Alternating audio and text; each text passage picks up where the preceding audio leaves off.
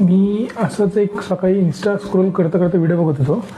तर त्या व्हिडिओमध्ये मला पुण्याचे कॉलेज, एक दोन कॉलेज त्यांचे व्हिडिओ होते. मुलांचे कॉलेज झालेलं आहे आणि ते कॉलेजमधून बाहेर पडलेले आहेत. तर लिटरली मला त्यामध्ये व्हिडिओमध्ये तुम्ही बघितलं, लिटरली ते स्क्रीनशॉट काढला आणि फोटोमध्ये बघितले तर किती जण आहेत टोटल. तर टोटल ते 110 ते 120 जण एका कॉलेजमधून मुलं होती. ओके, सो हे एक झालं एक कॉलेजचं.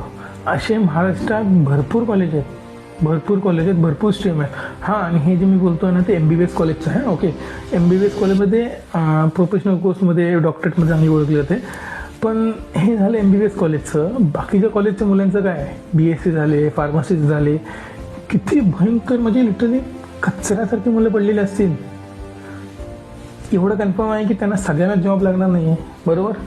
मग ज्याच्याकडे स्किल आहे त्याला ते पुढे जॉब भेटेल, ज्याच्याकडे नाही आहे त्याचं काय. आणि आपलं काय माहिती आहे का, जिथं पब्लिक जाते ना आपण तिथं फिरत बसतो. मला समजा एखादं सांगितलं मला कोडिंग करायची आहे तर एक तो कोडिंगच करणार सगळे. का आपण मूर्खपणा करतो मला काय समजत नाही. आपल्यात काय स्किल आहे ना ते ओळखा आणि स्किलमध्ये कामाला लागा.